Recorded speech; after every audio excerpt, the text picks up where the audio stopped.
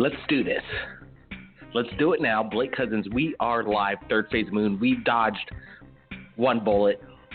A hurricane. Madeline is just went south of us, so we're safe. But we have another hurricane right basically in our backyard. So we're going to try and keep this radio broadcast open as long as we can. We should be all right. It should be hitting us in a few hours. So hopefully it's all good. It's a hurricane. It's a Cat 1 right now. So 60 to 70 mile an hour winds coming down. We'll see how the night goes. But we wanted to broadcast live on Third Phase of Moon tonight. As usual, Friday. We want to hear your stories in regards to this UFO phenomenon happening right now. And there are things up in our skies that we can't explain. Lots of videos coming into Third Phase Moon. I can't wait to share them with you. It's going to be quite amazing. But let's get to the people. See if they've got some new information. A new encounter. Have you been abducted by UFOs? Have you witnessed a UFO? Call in tonight. The number 347-934-0378. Let's get to it. We have a caller calling in unlisted. If you're there, go ahead. You're live, Third Phase of Moon. Hey, how's it going? Welcome to the show. Thanks. I had to screw my courage up pretty good to call you. I am somebody who has been abducted since a very small child. I was probably born because of it's a long story. It's a long story. My father was in the military, and my mother couldn't have kids, and my life started out strangely. She had polycystic ovarian syndrome, and they hit her up with cobalt radiation to try to make her ovulate, and she wasn't supposed to get pregnant for 6 months, and I was conceived about a week and a half later, and I've had a very interesting life because of that. I remember as a small child seeing things in the sky, and I guess they have a way of making you think like a child when you're very young, and they didn't scare me to death. And just before I hit puberty, they started making me forget, and it's taken me a long time to start recalling things. I've actually put some effort in it because things in the last couple of years are escalating, and so I'm going to talk about it. And I listen to your show a lot, and appreciate it. I'm glad you called in tonight. I'm glad you called in tonight. We're going to get to some things that we've never heard before. You're a first-time caller. What's your name? Huh? Sophie. All right, Sophia, great. Hey, thanks for joining us. We got a lot of rain coming down right here on the Big Island, so hopefully you can read me here clear enough. But, okay, let's start from the beginning. Your dad worked in the military. What branch? What did he do? Okay, this is where I had to screw my courage up. He was a military engineer and an architect, and he did a lot of jobs that I'm not allowed to talk about. We had an incident when I was 8 years old. Some man followed me home from school, and I broke and ran away from him. And when I got home, my parents freaked completely out. And the next thing I know, I have men in black guarding me for the next, month. They used to go to school with me and walk me home after that. And I was never allowed to go anywhere or do anything for a long time. We moved during that process. And so my your dad... your parents actually knew the men in black? They would speak with them? Yeah. The men in black took you to school? Yeah, they did. Sure did. No kidding. They never talked to me. They didn't try to make friends with me. I was guarded. And when I got older, I got brave enough to ask my dad, why did I have to go through that? My brother also. I have a younger brother. And he just pretty much said, all I'm going to tell you is that what I do is important. And somebody wanted to know what I was doing, and they were willing to abduct one of my kids to do it. Get information, and he said that's why. Wow. So I've so just let me lived ask with you, it my whole life. yeah, that's amazing. I've never heard of anybody being escorted to school by the Men in Black, and your brother as well. Did you give these Yeah. guys names? Can you describe to me what kind of clothing they wore? What were their mannerisms? Basically, they just wore like suit pants and dark, light colored shirts or dark colored shirts. They had on usually long coats. You know, I guess you could describe them as like the like they wear the like a raincoat kind of thing. And I used to call them the Rangers because the Rangers in Texas, those kind of coats, but cloth ones. Let me ask you they this. had. Let me ask. Okay. So, could they have been just private security? Maybe your dad needed you to be safe, and these were just private bodyguards escorting you to school. No, these were military. These guys were military all the way. Even at a young age, I knew the difference. There's they carry themselves differently. They're very fit. They're quiet. They're it's a different ballgame altogether. They're not civil. They were not civilians in any way. And my dad told me they weren't. He said they were military.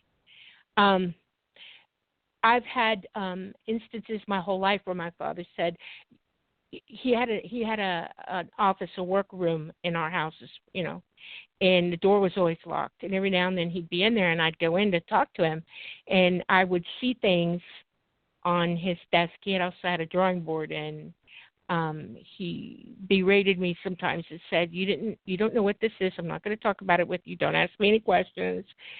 Daddy's working, blah, blah, blah, blah, blah. After my father retired, and he didn't retire until he was much, much older. He was in his 70s. I asked him, I said, what were you doing? And he said, I know three things that he did, and it's kind of common knowledge. He knew he worked with Gordon Cooper, who was an engineer also and an astronaut. And they designed all the catacombs. And it was weird because they had him do this project first and then another one behind it.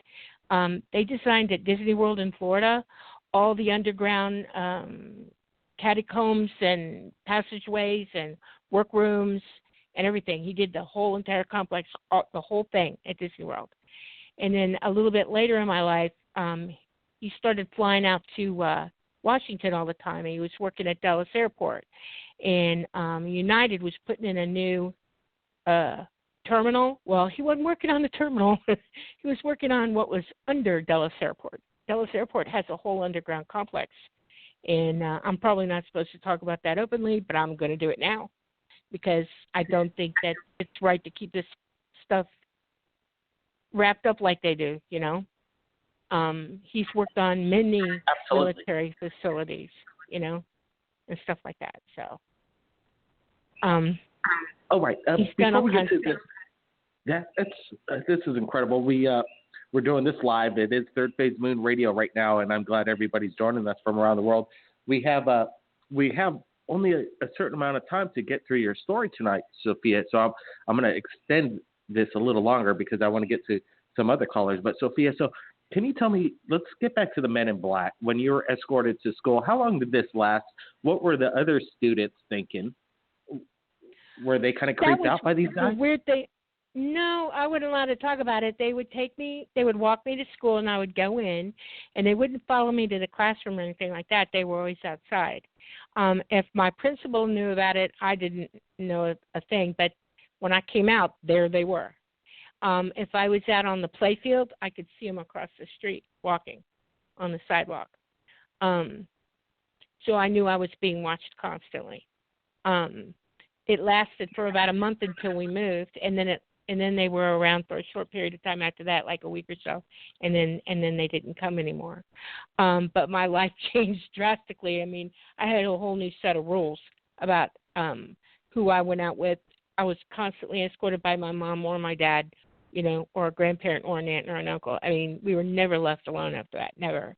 Our play yards, we had high fences after that, and security, and the system in the house and stuff like that. I mean, it just that's what my life turned into after that happened.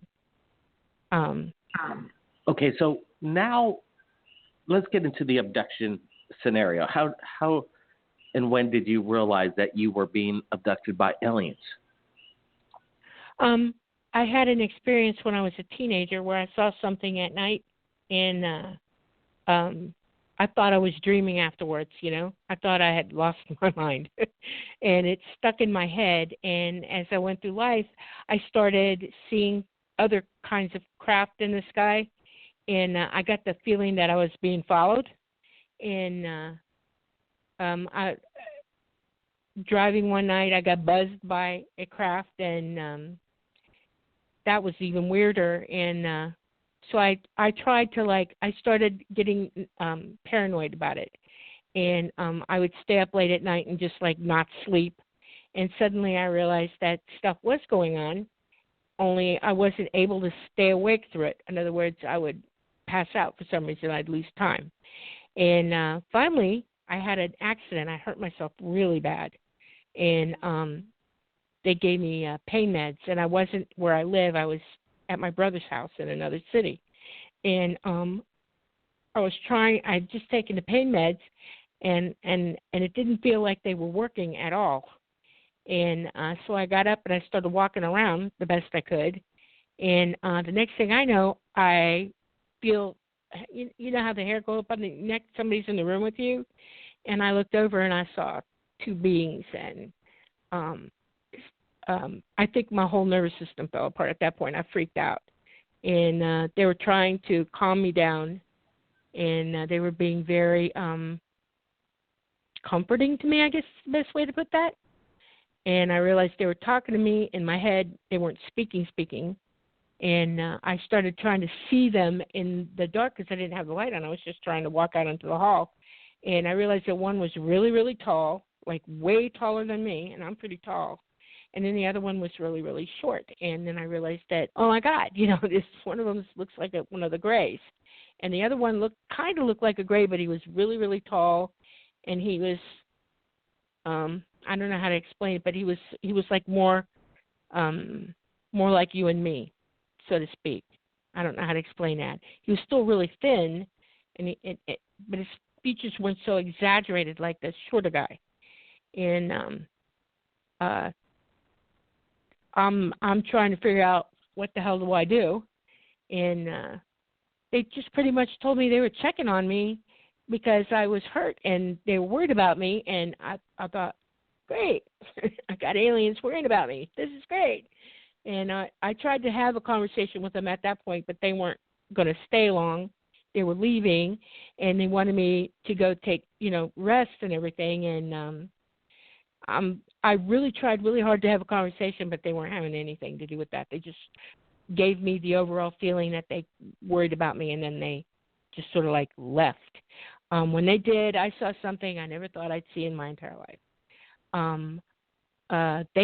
They literally talk about dimensional travel and stuff like that. I saw a big red light engulf them, and I saw swirly stuff all around them, like they were being, and then they were gone. They just disappeared. And it took me 2 weeks to admit to myself that I really saw it up. I was going to chalk it all up to being on a drug, which wasn't that bad. I mean, they just gave me one hydrocodone. That was it. I had broken my elbow. After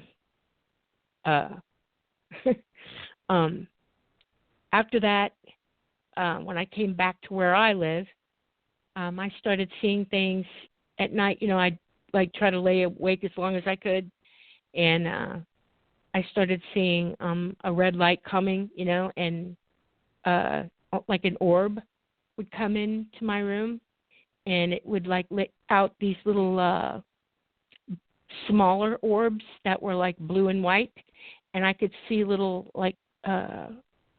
small colored lights in them, and they would circle around me like they were doing something, and I would always pass out, though. I can't seem to stay awake through the whole thing. It's like they take over and knock me out. I would knock me out too because I'm terrified of it right now. I mean, really scared. Trying not to be, but I can't help myself. It's scary.